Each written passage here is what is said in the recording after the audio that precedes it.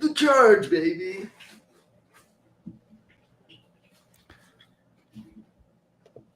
Just 1 second here, everyone.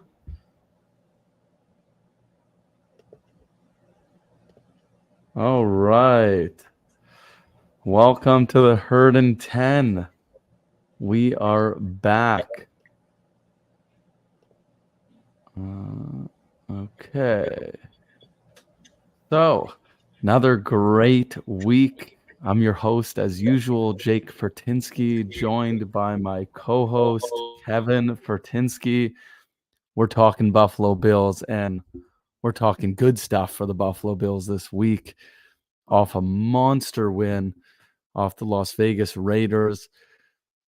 I'm feeling so different than I felt last week. Last week, I felt hopeless. I felt like the Bills are nothing and Josh Allen's taking a step back and the sky is falling down. And this week, I don't want to say I'm feeling sky high. It is the Raiders, okay? It was a win that was expected, but everything was working. Everything that needed to work was working. The offense was rolling, defense was rolling, special teams looked good. Really not a lot of concerns. We're going to talk stock up, stock down in a couple minutes, but I'll give Kev a chance also to just talk about the game. Before I go to you, Kev, I just want to talk a little bit about stats. Give everyone the stat line because it's a hell of a stat line. Just pulling it up here, so we got it right in front of us. I mean, Josh Allen, we know had a monster game. I think he had, was it 274 yards, but he went 31 for 37. That actually, to me, is the bigger stat than how many yards he had and how many touchdowns. That statistic tells me that he wasn't forcing the ball. He was making good, safe completions. And then, of course, no interceptions, no turnovers, no fumbles, no picks. He threw it away on multiple occasions. I think there was one play where he rolled out and he was looking to make a play and he decided, nope, can't see anything, threw it away. Another time on a screen, he's happy to throw it into the dirt. To me, those are the kinds of plays. And although that shouldn't excite me, it actually does because it makes me realize that Josh Allen is calm, he's in the right zone, and he's focused. Kev, any thoughts on the game? I mean, you'll probably mention the running backs, linebacking core was impressive. Really, all around a great game. Yeah, I mean, I can't. It's so different from week one where we're literally complaining about everybody. Although, really, it came down to Josh Allen having a terrible game. But this week, too, it was a team effort. I saw really from top to bottom on this roster, we had great performances. Definitely our running backs, I give an A plus to in that game. James Cook arguably had a breakout performance. His first game above 100 yards, I believe. We saw touchdowns from both Damian Harris and Latavius Murray. I thought they ran powerfully and with purpose. I liked everything about that game. I thought in the first game that we didn't have Harris and Murray on at the beginning enough to sort of loosen up that defense, get them a little bit tired, and then bring James Cook. I thought we did a better job of doing that after the first drive where we stalled. And then the rest of the game, we really took it to them. Obviously, Josh Allen, top 3 QB in the league. The guy was going to come back this week strong. We need this to carry over into next week again. What? Because, every week in the NFL is tough, no matter who you're playing. I think Washington's okay. We'll talk about it later. But I think every week in the NFL is totally different. We saw, obviously, game one. We are not good against the Jets. I think it's an outlier of a game. I don't think we're going to see a performance like that the rest of the year. And I really hope we don't. But to see us firing on all cylinders yesterday was a pleasure.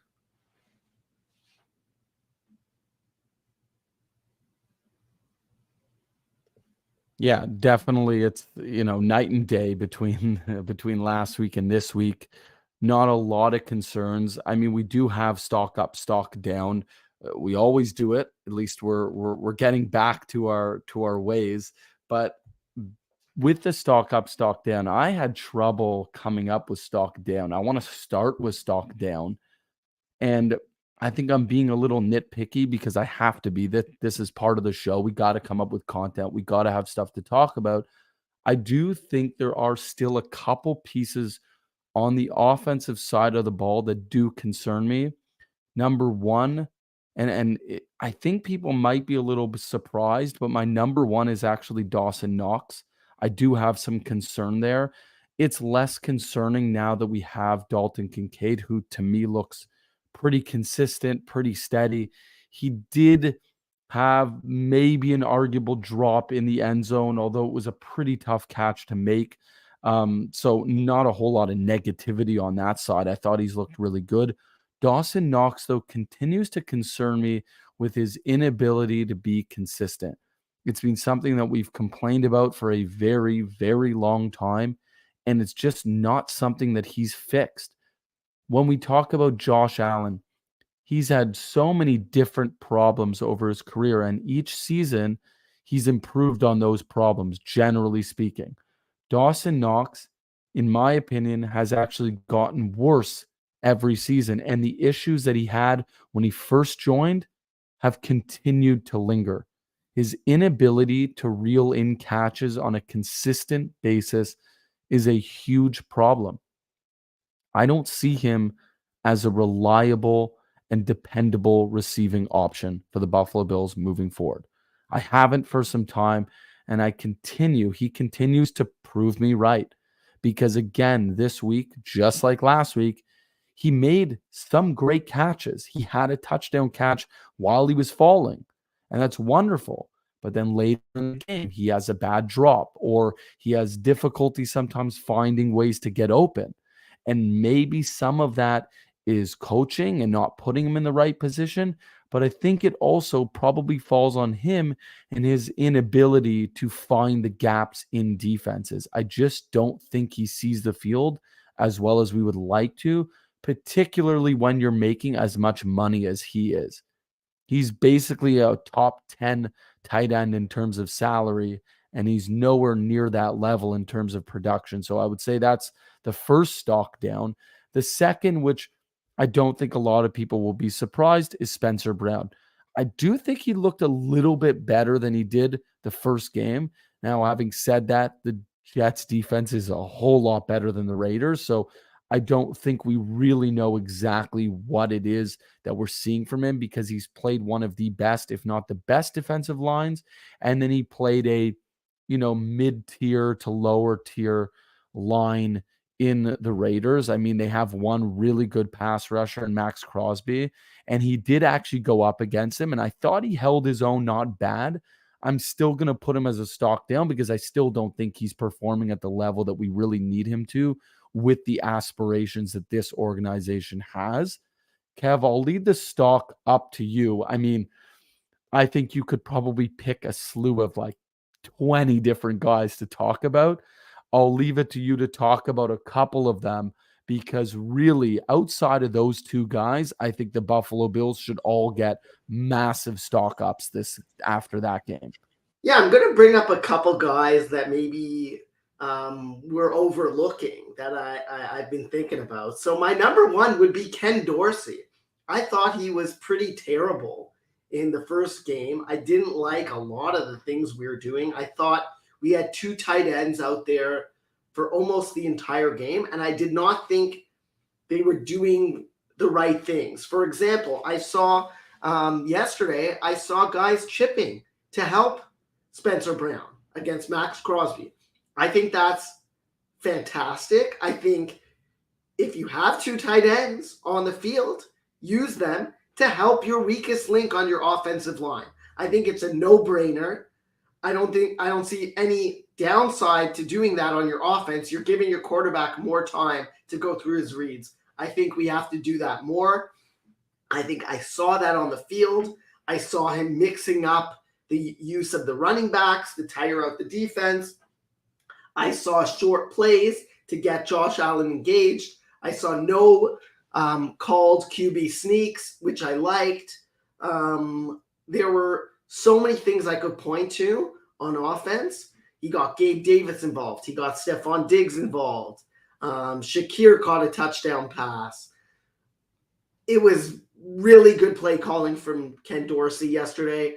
I think big stock up for him. And secondly, I'll point to Terrell Bernard. I thought Bernard had a really good game. Obviously, he had that interception, very opportunistic. We didn't see a whole lot of Tremaine Edmonds getting interceptions. We always kind of complained about his lack of playmaking ability.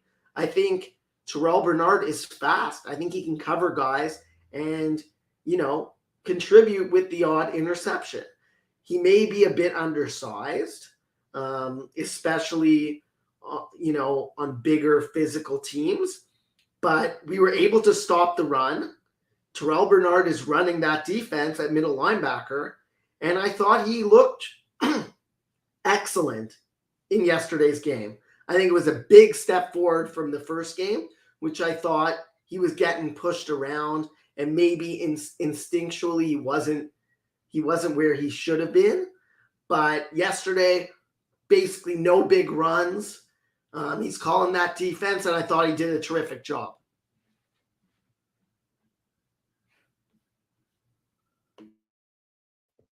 Yeah, I mean, I think you covered quite a few big pieces there that look, overall, the Buffalo Bills, of course, were great.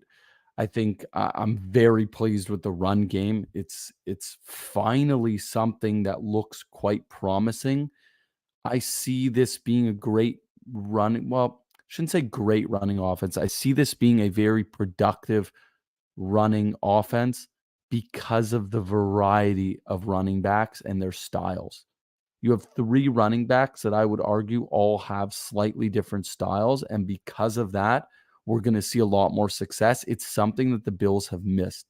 I think it's something that they thought they maybe had in a guy like Zach Moss being a little more physical, but he never quite became what they had hoped. I think we finally have that in Harris and Murray. I think we finally have the answer, that sort of 1-2 punch to go along with James Cook. So, gotta be pleased there. Moving on to next week now. I am pumped. I mean, maybe I shouldn't be. Maybe I'm overlooking this game a little bit. We're playing the Washington Commanders, and I think under most people's belts, in most people's minds, the Buffalo Bills are a heavy favorite. But as I talk about it, as I think about it, as we spend time now analyzing it, I'm actually starting to worry myself a little bit because they are playing a team that is 2-0. Now, it's not as if the Commanders have played particularly good teams, right? They've played the Denver Broncos and they squeaked out a win 35-33. And the first week, they beat the Cardinals, who have looked pretty awful as well, and they beat them 20-16. So they've been in 2 tight battles and they've pulled it out. So that tells me a couple things about them that we do need to be a little concerned about, at least more concerned than I would have been with the Raiders. They can win tight games. If you let them hang around for long enough, they can give you trouble. And in the past, the Bills have shown this ability or lack thereof in a lot of cases to win these kinds of tight games. And it worries me a little because we're on the road. You're facing a team that has a pretty strong defensive pass rush. And if there is issues with Spencer Brown, as we think there might be, you might start to see those a little more against them. And then on the other side of the ball, you have a Washington offense who doesn't have a great quarterback, but has a steady quarterback in Sam Howell. But they do have a seemingly strong run game. So again, I think if you let it stay close, if you let them hang in there and let them play the football that they want to play, which is, down dirty, then you might have a game on your hands that doesn't go exactly the way you want. So when I look at this game, I see the keys being that you have to get up early on them. The Broncos did this, but then the Broncos completely went to sleep in the second half. So I should be clear that this can't just be where you go up big in the first half and then you have your Buffalo Bills sleepy third quarter, which we've seen plenty of in the past. You cannot have that against a team like the Commanders. They're not a great team, but they're good enough that if you make some big mistakes, if you have one quarter of just atrocious football, you might have a problem on your hands. Number two, you need to contain, and really, they have one receiver. They have Terry McLaurin.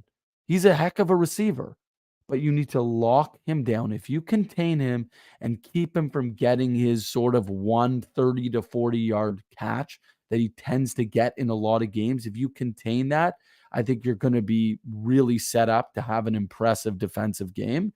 And then the other piece is controlling the ball. And this comes back to the whole idea of forcing them in a situation where the game isn't close and they can't run the ball. They can't be handing the ball to, I think it's Brian Robinson, who had a really impressive game this past week. So again, it's really that getting up early on them, but then actually controlling the time and controlling the clock, kind of like how they did against the Raiders. I really think that that's how you're going to beat them. I don't think it's a dramatically different approach to what we did against the Raiders. Kev, anything to add in that? Any concerns that you have, or do you think we're just going to smash them? Obviously, we can also talk about score predictions and whatnot. Yeah, I mean, I think it really comes down to a lot of the stuff we did against the Raiders, stopping the run and protecting Josh Allen. I don't think it's that difficult of a game. If we play a clean game where we don't turn the ball over, we're able to limit their big plays on offense and just protect for Josh Allen. You're right. The biggest strength of their team is their defensive line. So again, I think we should utilize chipping to help Spencer Brown. I will mention, I thought Dion Dawkins had an excellent game yesterday. I thought he looked great. I thought he looked better than he has in a long time. I think our guard play is much improved from last year. Haven't noticed Connor McGovern and Torrance too much. I think they've had the odd play where they haven't been great, but they're not letting guys beat them clean, which we saw way too much last season. So to me, again, like we've talked about Spencer Brown, the weak link on the line, if you can help him out a little bit against some of these elite pass rushers they have, like Chase Young, I think Josh Sweat, if you're chipping, if you're playing two tight ends, help Spencer Brown out.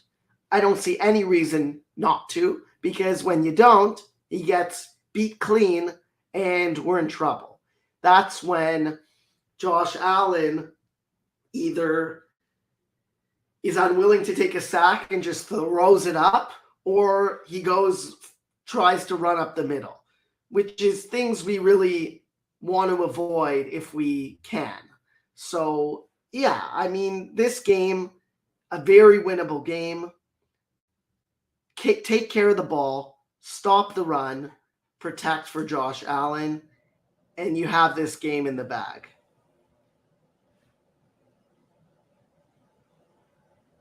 And the other thing we should note, the Washington Commanders are a very well-coached team as well. I think I would argue that they're probably a better coached team than the Raiders, so that could play into it. But certainly, if you do those things, you should win this game. I'm going to go with a big score prediction here. I mean, I think it's going to be closer than some of us would like it to be. And I think the offense is going to be good, but I don't know if they're going to be as dominant as they were against the Raiders. I'm going to take the Bills 27 to, just thinking, to 20. 27-20. It's not, I don't think there's going to be like a where they're in big trouble or anything, but I don't think we're going to blow them out of the water. I don't think we're putting up 30, 40 points on them. I think we're going to have a good first half.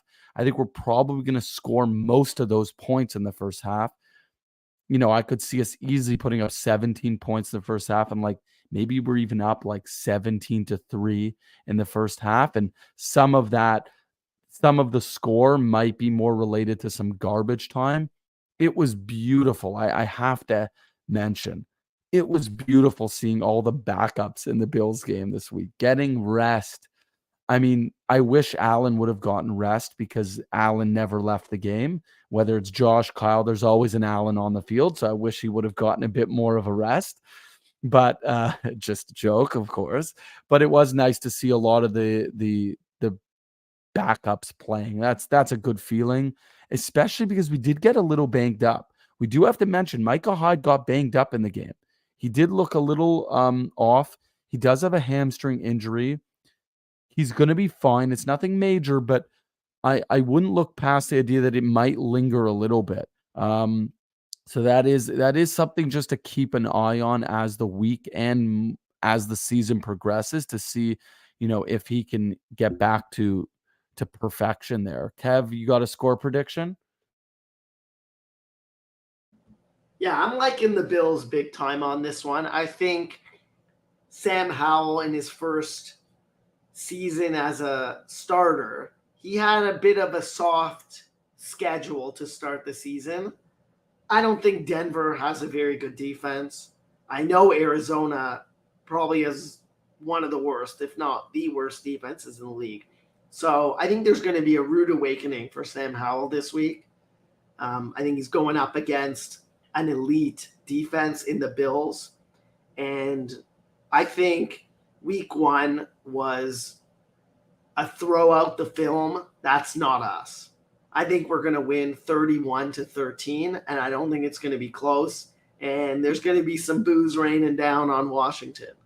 So that's my score prediction for Sunday. I think we're going to blow them out. I think it's going to be another, maybe you see Kyle Allen type game at the end. And yeah, go Bills.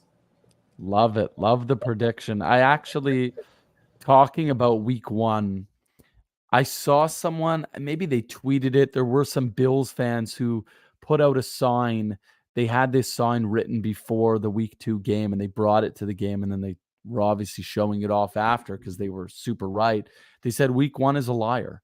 And I think that that's a key takeaway, that anyone who's listening right now who's still pissed off about that loss to the Jets because, it might affect us, it could affect the division. Yes, you're right. It isn't good. You never want to have that loss, especially a divisional loss, on your record. But it was week 1, and a lot of times this does happen where week 1 doesn't go the way you expect. But I'm telling you, week 1 is a liar. It often does this where it tricks fans into thinking that their team is not who they thought they were. And in some cases, it's the opposite. You have a bad team win a game that they shouldn't win. In this case, the Jets. The Jets won a game. The Jets are not for real. They just got pummeled by the Cowboys, who are a good team. But the Jets are not a good team. They have a great defense. They have a horrible offense. They don't have a quarterback, which someone would argue they didn't have a quarterback to begin with because Aaron Rodgers is probably not the same guy that he used to be. I digress. The point being, the Buffalo Bills are for real.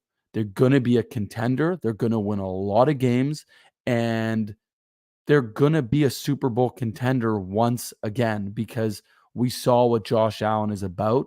We saw what this offense can do. We also saw what this defense can do. And some respect needs to be given to the cornerbacks because Christian Benford has shown up and shown out. And you got to be really impressed with that guy. Obviously, it's disappointing that a first-round pick in Kaiir Elam can't even suit up, but sometimes that's how it goes. Next man up. In this case, he's looked better. Benford's gotten those opportunities. So this team is a very complete team. It's quite a healthy team right now. So got to be happy. So we'll end this as we always do Or maybe Kevin's got a point here.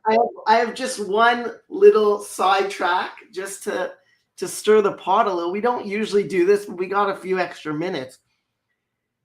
What do we think about the Chargers and Bengals? 0-2. The hype train has been on for Burrow and Herbert, and everyone's been knocking Allen. And Herbert is 0-2. Burrow is 0-2, and he's looked atrocious. You're not hearing a whole lot about that. Allen has one bad week, and the whole league is raining down hate on the guy. Burrow's been brutal for 2 weeks. Not hearing much. Well, what's that about? Yeah, that's a super frustrating thing for me. I've complained about this a lot.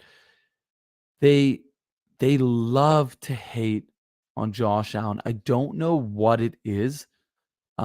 He's just as talented as Joe Burrow, arguably better. He's certainly better than Herbert. And yet those guys somehow, when they're not playing well, fly under the radar. And when they're playing really well, they get all the media attention. So it frustrates me because, yeah, Joe Burrow in particular has looked horrific. And you can give him whatever nonsense excuse, his calf, his this, he didn't play in the offseason, he had preseason injury. Those things are all true. But the fact of the matter is, he was, up until about the last couple of hours, the highest paid quarterback in the NFL. Patrick Mahomes did restructure his deal in the last hour, and he's now getting about $56 million this year. They didn't actually give him more money, but they restructured it so he gets a little more money over the next 4 years. So he is now the highest paid quarterback in the league, but still, Joe Burrow is one of the highest paid, significantly higher than Josh Allen, and he is not producing anywhere near the level that he should be.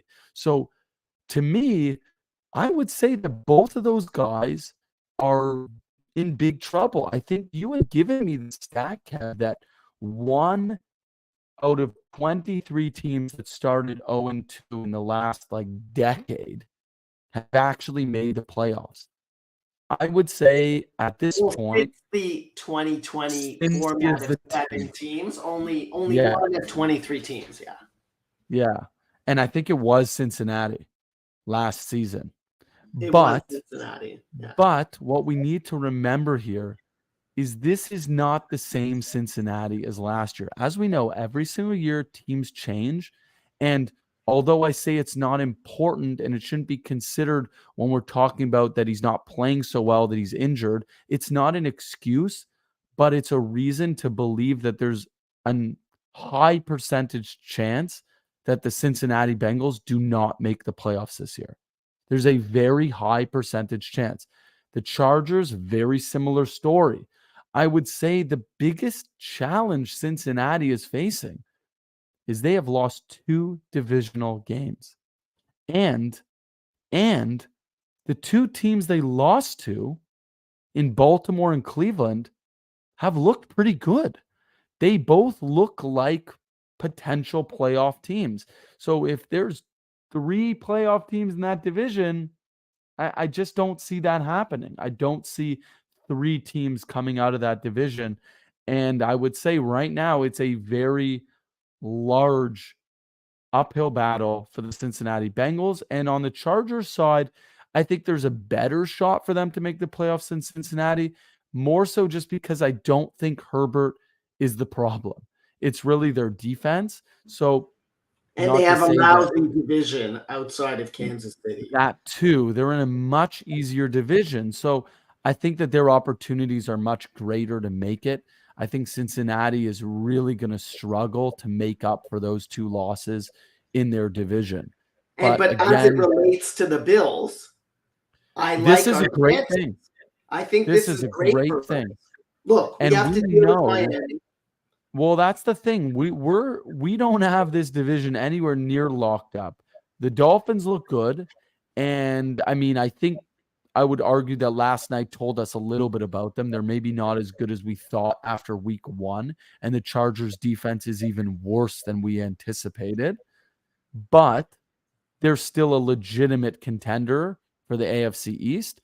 And knowing that Cincinnati may struggle really makes me feel a little better in the sense that if somehow we don't win the division, there's a pretty good shot at a wild card. So certainly, I think the Buffalo Bills are in a great position. I think week one was a disaster, but like you said, you turn the page, you rip up the tapes, you burn it all, you move forward. You look at this Raiders game as a much closer idea of what the Buffalo Bills are going to be moving forward.